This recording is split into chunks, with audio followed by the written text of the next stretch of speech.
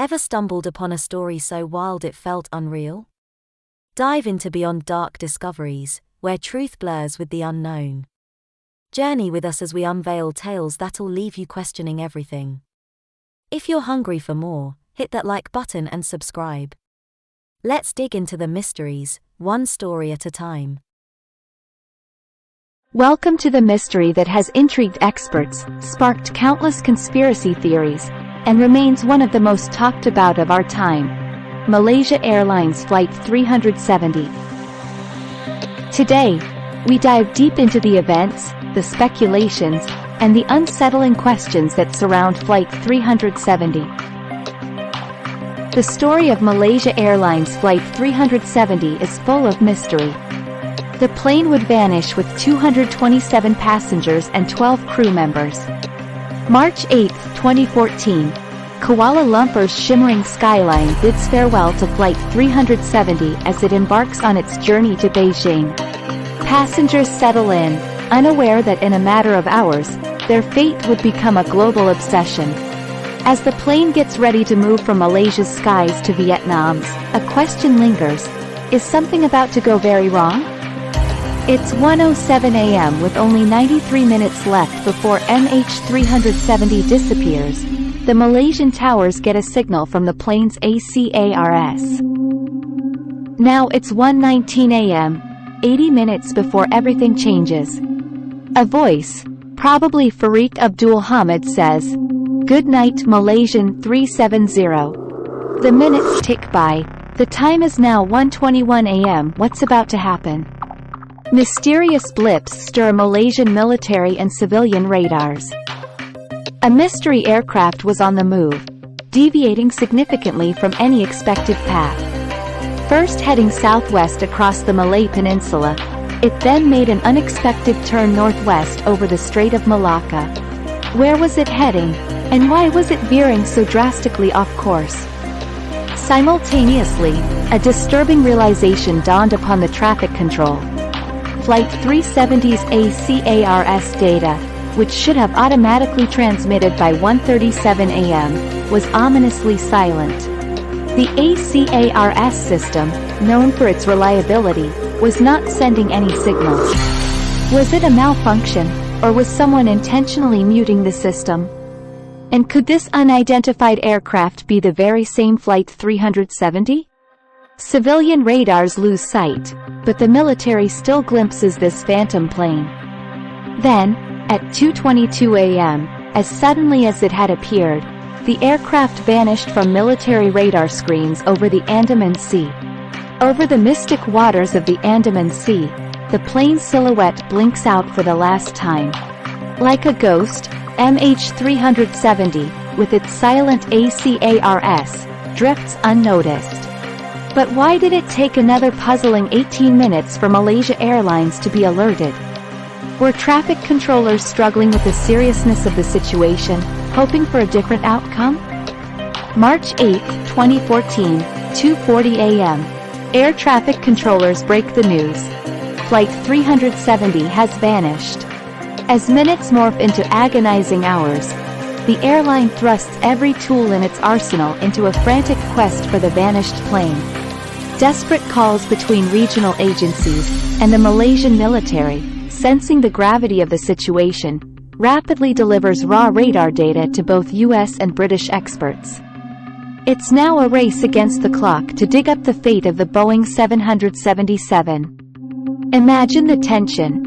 For a heart-stopping hour, a web of military analysts and air traffic controllers unleash a barrage of communication, casting a net of calls, hoping against all odds that the plane would respond.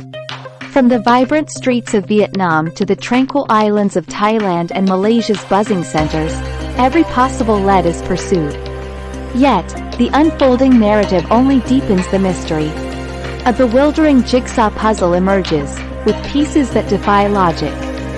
While the world remains blissfully unaware of the dark storm gathering, Flight 370's passengers and crew remain unaccounted for.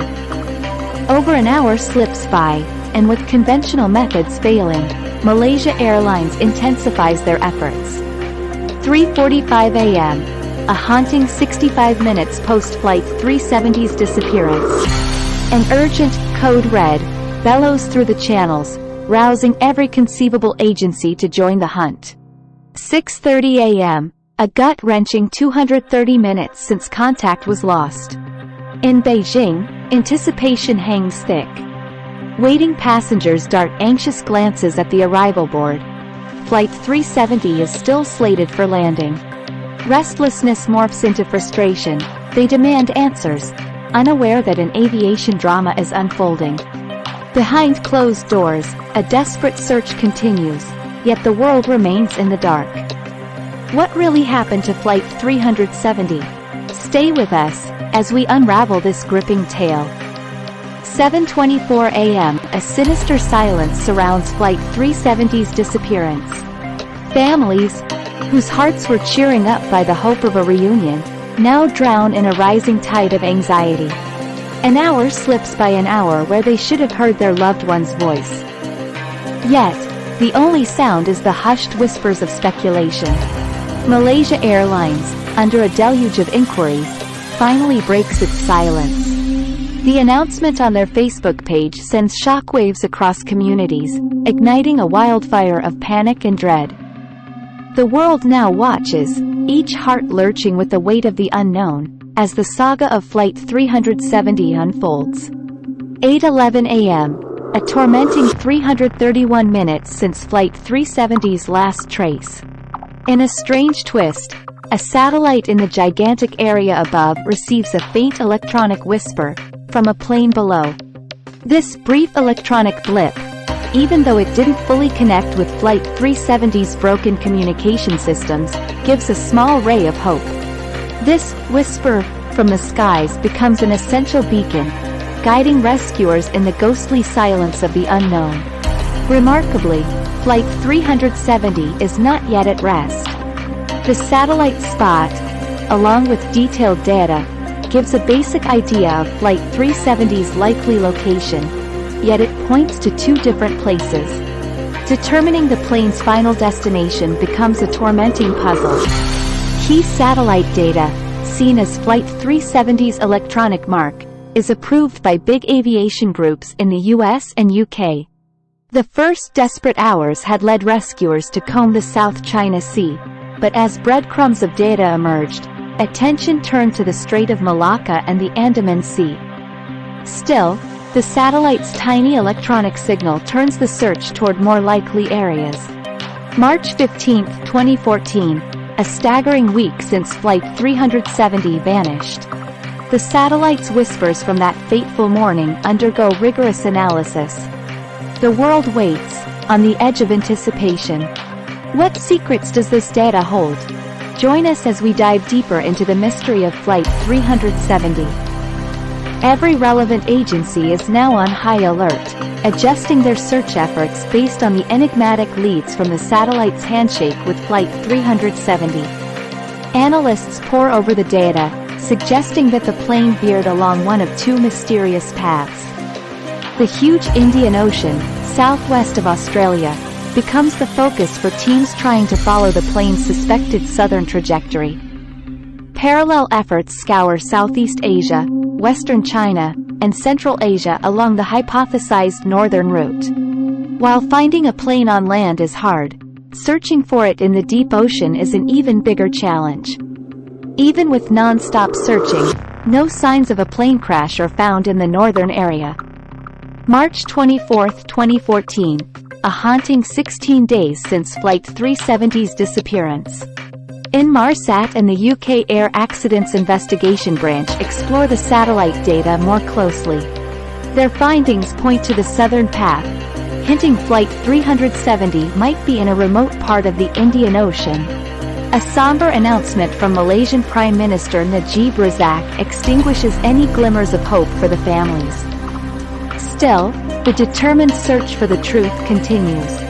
April 6, 2014, a whole month post-Flight 370's vanishing act. An Australian ship sails through the Indian Ocean, keenly looking for any sign of the missing flight. Amidst the rhythmic hum of the ship's engines and crashing waves, equipment suddenly detects tantalizing pings, possible heartbeats of the Boeing 777's flight recorder. Deep beneath, in waters approximately 1,200 miles northwest of Perth, whispers of the past might lie buried. Inmarsat shares key data again, another signal from the satellite to Flight 370, time-stamped at 8:19 a.m. on that tragic March morning. Interestingly, this electronic signal matches the area where the sound pings catch the attention of the searchers above. But the clock is ticking. The black box, a guiding light in these dark depths, is racing against time as its battery fades. Soon, the faint pings threatening to be silenced forever. Determined, the teams deploy underwater drones, hoping these robotic eyes can uncover the mysteries shrouded in the abyss. But the huge search area becomes overwhelming.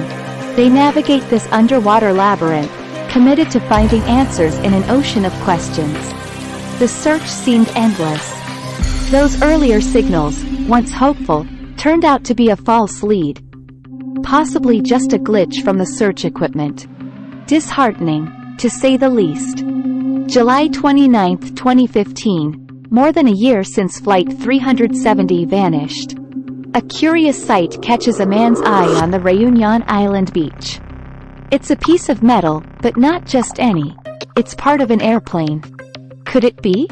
Authorities confirm it's from Flight 370. And it's so far from the main search area. Throughout the next year, more parts wash up on different beaches. Tanzania, Mozambique, South Africa. Some are confirmed as Flight 370s.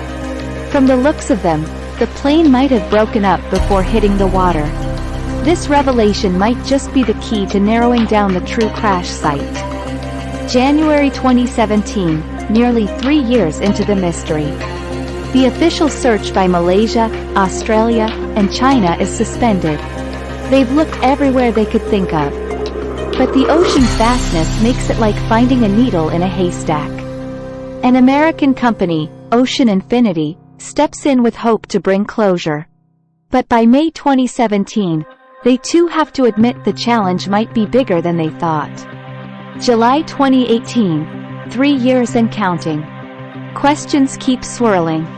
What really happened to Flight 370? Where did it end up? The world waits, the intrigue deepening, the puzzle still unsolved. The Malaysian government's final report drops, but it leaves more questions than answers. If it wasn't mechanical failure, then what caused the systems to fail? The irregular flight path points to manual control, but by whom and for what reason? The plot thickens, and Flight 370's vanishing act is far from explained. As days turn to years, wild theories spread like wildfire. Alien abductions? Sabotage from within? Was the plane lost in the notorious Bermuda Triangle? With each passing theory, the world's curiosity only intensified. Some even tried to cash in on the tragedy. One theory even led to an online scam, causing even more pain. Now, it's 2023. While many ideas have vanished, a few thrilling theories have survived and sparked more interest over time. The most widely believed? A pilot takeover. The plane systems being shut down, the flight path changes. It all points to someone in control. Someone trained, someone who knew the plane inside out. So, let's dive in. How did this pilot dodge detection? How did they keep a plane full of passengers silent? Join us as we unpack one of the most haunting mysteries of the 21st century.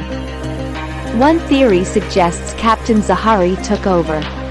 It's believed he locked out his first officer, shut down key systems, and with an oxygen mask on, depressurized the plane. At such a height, this would mean the others couldn't breathe. The path chosen? Along the edges of Malaysia and Thailand, away from military radars that might notice an unknown aircraft. The plane, with this theory, then changes direction southwest and disappears over the ocean. But the big question is, why? Why would either the captain or the first officer do such a thing? Some feel it might be a grim way for one of them to end their life, taking others along. The idea is to find the simplest explanation, but is it really that simple? The official record complicates things. Captain Zahari had no known mental health issues, no drastic lifestyle changes, or any family issues. His first officer? Known to be professional at work. It's true that people can hide their struggles, and mental health is complex. And, yes, there have been past incidents. The Germanwings flight in 2015 saw a co-pilot intentionally crash, taking 150 lives. But in that case, there were signs he was struggling mentally. For Flight 370, both pilots were deemed fit, and nothing suggested they had any issues. One curious piece of evidence: Captain Zahari's home flight simulator had data suggesting he practiced a route over the Indian Ocean. But, is it concrete proof or just a strange coincidence? We do know, however, that someone turned off Flight 370's communication systems and steered the plane that fateful morning. Apart from the pilot theory, many wonder about possible hijacking angles regarding Flight 370. Could one or both pilots have tried to hijack their plane for ransom, then faced complications during landing? Several gaps challenge this theory. Firstly, no ransom demands were made to flight control or the airline. Investigations revealed no financial stress or unusual behaviors in the pilots. And voice recordings found them calm, without any sign of distress. Importantly, the report stated that automatic deployment of oxygen masks can't be turned off from the cockpit. So, if a hijack took place, passengers would have had time to potentially reclaim the plane. But data shows no such signs. Could someone else on board have taken control? Of the 227 passengers and 10 crew members, would any have the means and motive to seize the plane? Overcoming modern flight security measures post 9/11, like the secured cockpit door, would be tough. Plus, managing hundreds of passengers would be a colossal challenge. Suspicion briefly arose regarding 2 Iranians on board with stolen passports. However, they were found to be seeking asylum, not tied to terror plots. What about the cabin crew? This too seems unlikely. All had families and likely lacked the technical know-how to shut down systems and fly the plane. Now, here's an unusual but intriguing theory: stowaways. Some believe that hidden individuals on board might explain Flight 370's strange path. There's talk of a space below the floor near the cockpit where someone might hide. But, how plausible is this idea? Could a hidden person on board Flight 370 have been the key? This theory suggests someone snuck into the plane before the crew arrived and stayed hidden until it was airborne. And from this secret spot, they could have switched off the transponder, which did happen. Imagine a former employee, still harboring anger against Malaysia Airlines, wanting to either demand a ransom or create chaos.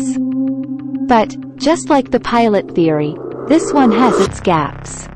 Yet, what if there wasn't just one hidden person but a group or a heavily armed individual with a broader, more ominous plan? A hijacking by terrorists usually has the offenders claiming the act. But Flight 370's case had no such claim. Could this not be about terrorism but distraction? As Flight 370 went missing, global attention was on Russia's annexation of Crimea. The world's focus on this plane reduced the heat on Russia's controversial actions. A bold idea even suggests that Flight 370's SATCOM was altered. Rather than diving into the Indian Ocean, the plane might have headed northwest, landing somewhere like Kazakhstan.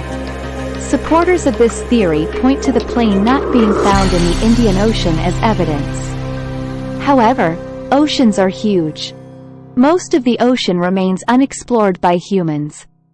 Based on our 2023 understanding, it still seems most probable that a pilot took the plane into the Indian Ocean, where it fragmented and sank.